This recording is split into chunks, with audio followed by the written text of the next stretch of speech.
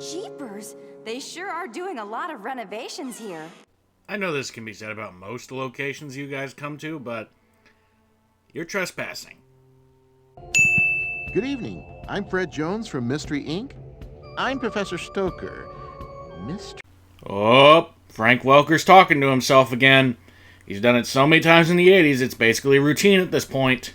And what are you looking at? You? My nigga, you just got roasted!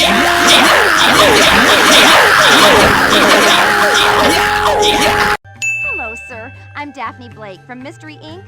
We're here to help you with your monster troubles. Oh, sorry. I'm Joe Grimm, Chief of Security. She seems awfully professional. Did like the president give the Mystery Incorporated gang like the fifth freedom? That they can basically trespass and break whatever law they want just so long as they get to solve a mystery? Oh no! This is like the worst mystery ever. Worse than vampire furries trying to give you the bad suck? Worse than nearly getting trapped in cyberspace because some guy was mad that his project wasn't picked, so he programmed a murderous virus? Or the time Tim Curry nearly murdered all of you? It's hardly the worst. And the worst is certainly yet to come. Apparently someone, in this age of 2005 and 6, still uses a Polaroid camera. Look, I know game logic, but this is the terrible dinosaur exhibit. You gotta parkour around just to see the exhibits. And, considering the size of these levels, I'm putting this museum size somewhere in the ballpark of... oh, I don't know, 9 football stadiums? You know, for a museum that has a problem with rogue animatronics, they seem to be fine with predatory plants just sitting out, biting everyone who walks by. I was gonna say, how are these animatronics flying, but then I noticed they have a gas trail behind them, so I guess they're air-propelled or something? Or maybe it's the same tech that's in the extreme gear from Sonic Free Riders? Hey, Scoob, like what about all these fake volcanoes, huh? These would make some awesome barbecues. Well, I guess now volcano barbecue is the thing, thanks to One Piece and the film Zed. Those volcanoes, they're literally there spewing, you know, fake fog, gas, whatever. They aren't actually producing heat. Now, wait a minute. I was saving this for a special occasion. Shaggy, your drumstick! Unless I missed something where these pterodactyl ghosts, because that's what they are, they're based on the pterodactyl ghosts from the Scooby-Doo show. Unless I missed the fact that they're secretly programmed to think they're actually pterodactyls, why would it grab for the meat and therefore Shaggy's hand? Professor Stoker was right, this place is a circus. It requires you to don a wingsuit just to get through one exhibit. What museum does that? What if you're unfit to be in a wingsuit? Just nope. Turn around, leave. Dooby-dooby-doo. The whole damn planet, huh? And yes, I know it goes on the mobile at the top of this map, but... I mean, come on. Why is it here? Who took it down just to sit in the random dinosaur exhibit?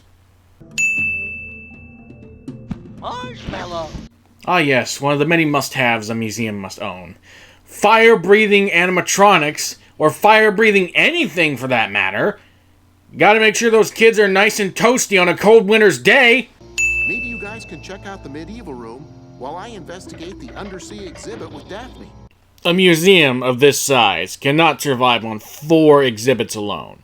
A dinosaur exhibit, a medieval exhibit, an undersea exhibit, and a planetarium exhibit. You can't survive with 4 exhibits in a museum this size. Hey, Scoob, I'll bet you they have some kind of barbecue in there. It's at least 90% more likely.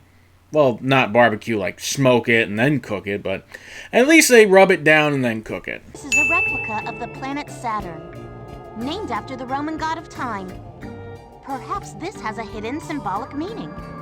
Repeat!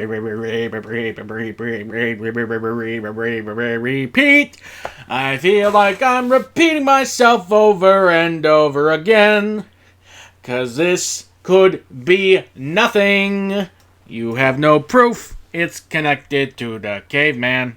This metal chain may have been used by the caveman to scare away workers. I'm just going to ding the counter up to 200 because this is getting annoying. Just putting myself on repeat. And that's no fun for anyone. Also, it takes 2 clues this time just to get the first costume. You know what that Vivante woman wanted to call this venerable institution? An amuseum. Amuse and museum. A museum. Can you imagine? That's, catchy. It's idiotic. Oh my god, that's not even funny. That's not even a play on words. That's literally just taking the space out of a museum. A museum. A museum. Holy shit, this pisses me off a lot. 25, please. Some cheese, please. Oh shit! That caveman used the Flume Network and apparated away to the Wizard of Oz through the Chronicles of Narnia wardrobe. Oh!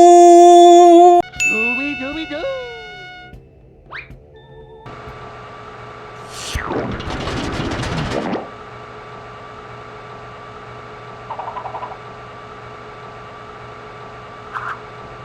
Alright, at least he gave us a long-range attack, but considering how situational these costumes are, I'm surprised he didn't give us, like, a climbing section with, like, suction cup plunging up like we're climbing a rock wall or something. Okay, I think most of you can understand the concept of enemies with annoying shields. Kingdom Hearts players especially, with the dog shield Heartless and those big guys in Hollow Bastion, but what the fuck is this? I hit him from behind where he doesn't have a shield, and he still repels me. What hot shit is that? Wow, homing plunger arrows. What is this, Luigi's Mansion 3? Oh boy, the animatronic is one glitch away from glitching into the back rooms. Say hi to Smiler and the party goer for me, will ya? As I mentioned previously, I hold my tongue whenever the ingredient makes sense to the world. Like, you would find chips in an amusement park. You would find, like, fruit or apples in a museum that had a cafeteria, but a fish in the medieval section in a dusty back room? Nuh-uh. And on that cheese that was in the, closet? That might be a storage area. So for the fish, just one. Shaggy, yet again, after being separated from us, just goes on ahead without us, despite it being spoopy. And that is obviously something Shaggy would not do. At least not unless he was hypnotized to think he was in Ultra Instinct. Well, Scooby found this. It seems to be some sort of contract. This is clearly something you would just leave lying around. It took 3 clues. 3. A sword, a breastplate, and a shield, which looks way too big for anyone to use, to get to the golden coin to unlock what is essentially a triple shot for the archer costume. It's not that much better. What? You're expecting me to send this? That there was a ham inside a vending machine? I've seen weird vending machines, trust me. McDonald's has their own brand vending machine where you can basically order anything off their basic menu. There are several pizza vending machines that dispense pizza. Don't even get me started on all the crazy vending machines with panties and lewd magazines in Japan. There's Pringle vending machines that, you know, have AMVs going on in the background on the screen while you're choosing your chips. There is a vending machine that is essentially a mini-mart that's automated. Just press the buttons into the commands. Once you have all what you need, you put your money in, press start, and off it goes. Vending machines have come a long way, and they're just getting crazier and crazier. The requisition of a hammerhead shark prop being used as a battering ram. Well, looks like someone took the undersea part a little too literally. You didn't need to make a small C for the undersea exhibit. And what the hell are those flying fish? And of course, the water's electrified. Because that dumbass Jerry just had to take his union break now, and those electric wires are charging the water. How many things in this museum can't you do unless you have a certain skill set or object? Like, you couldn't get through here unless you had a ranged attack of some sort. And This museum would not last more than maybe a week because this museum is way too damn complicated just to traverse. Really? All the clues are in the first area? I mean, you're not even trying. Like, I get it, it's a kid's game, but you should teach them to go out and search things on their own path, not just gift wrap them all in the same area. These things glow, it's not like they're hard to miss.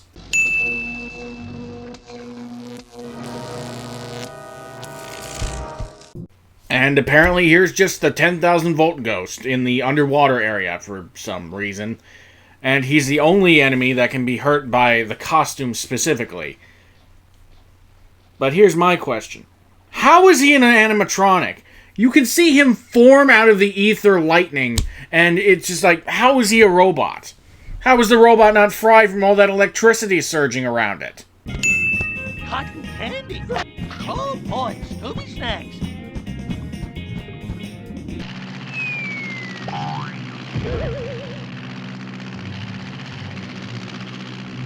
So after dropping 70 feet and surviving, apparently we just end up in this aerospace section of the museum that apparently exists underneath the undersea exhibit.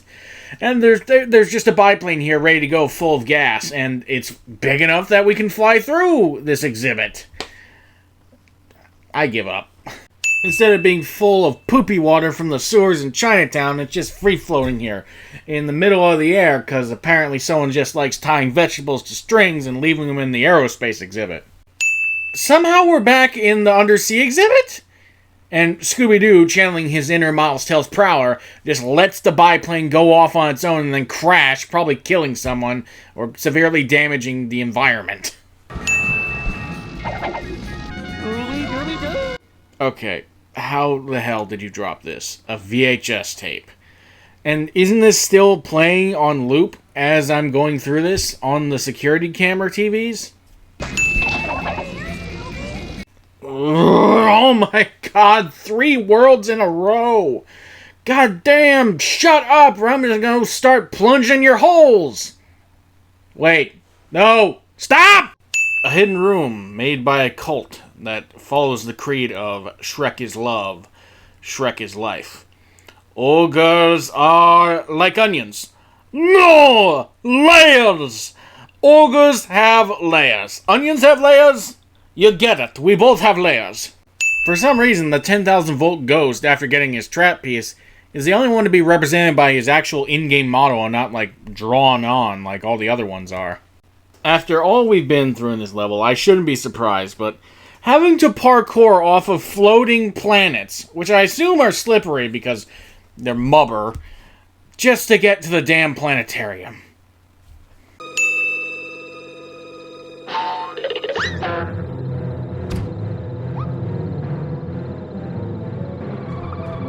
It's a UFO. Uh-oh. Apparently, this museum has functioning UFOs, and UFOs, for some reason, are in a museum, which is about science and facts. Unless it's like a demo, and this is just going to lead into the Jetsons timeline.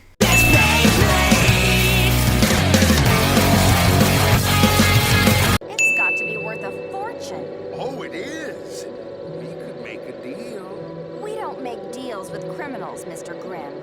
Besides, wouldn't you have to check with your partner first? The one supplying you with mubber? Monstrous fried and magic. 2 for 2, Fred. Scooby found a contract that points right back to Stanton. And if I'm correct, the answer to Jed's disappearance. Stanton sent us on a wild goose chase. Wow, you threw your business partner who was giving you basically secondary revenues and a fortune of petroleum under the bus just to throw off some kids. Not sure if this is worth it. Oh, come on, Batman. Do you think electrified water is gonna stop us now? We've been jumping over that shit the whole damn game. Someone apparently actually closes this singular door that is activated by this singular button that requires a singular key card to be punched in. Zoinks. There's so many of them. 2 beefed up Chinese zombies and 2 beefed up pterodactyl ghosts. The other's stronger, but there's not more of them. If there were like I don't know, 15 in this room, which I'm doubtful this game could even run, then maybe.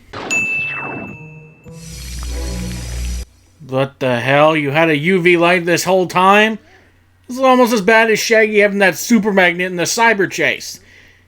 These mysteries wouldn't even be mysteries if you just turned the thing on when the villain showed up.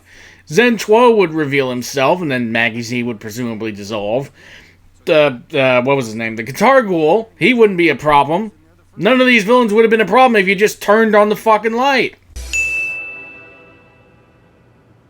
Jed! Hey, cousin, do you mind blasting the rest of this too?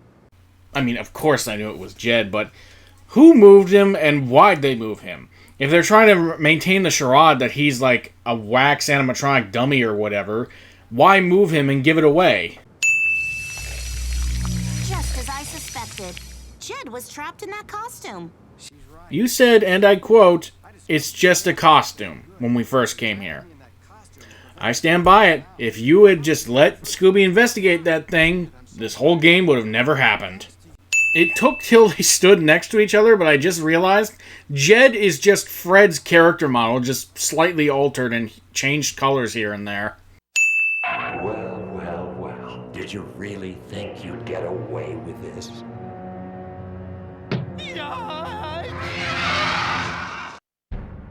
Wait, I thought this was a miniature set, you know, like in those old Kaiju and Power Rangers movies? Isn't the thing supposed to be, you know, smaller than the average person? Why is the city gigantic? Why is the animatronic gigantic? And are we seriously doing a repeat of an enemy we've only seen, like, maybe an hour earlier? Why is it the pterodactyl ghosts have an explanation for how they fly, but Scooby doesn't? He's flying with no propulsion. He's basically in a wingsuit. And he's continuing to fly forward without thrust. Going somewhere. The jig is up, Mr. Stanton. Is it? Like there are two of you. Scooby?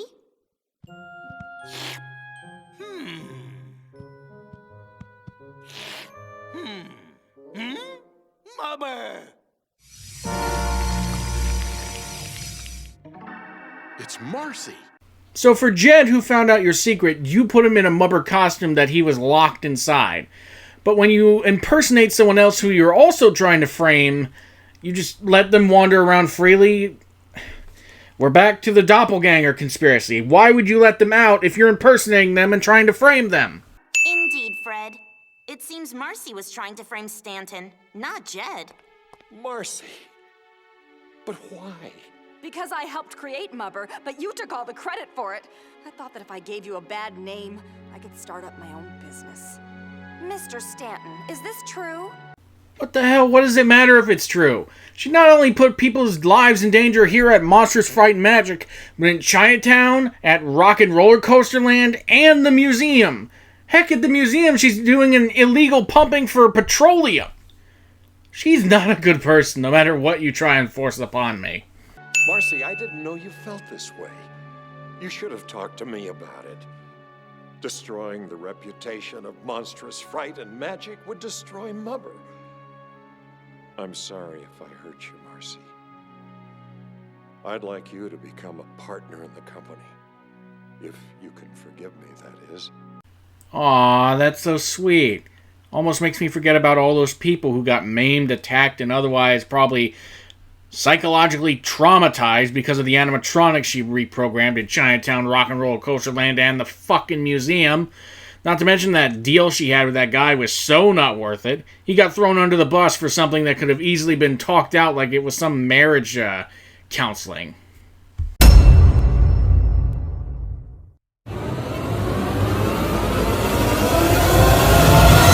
Oh boy! I'm so hungry, I could eat an Octorok!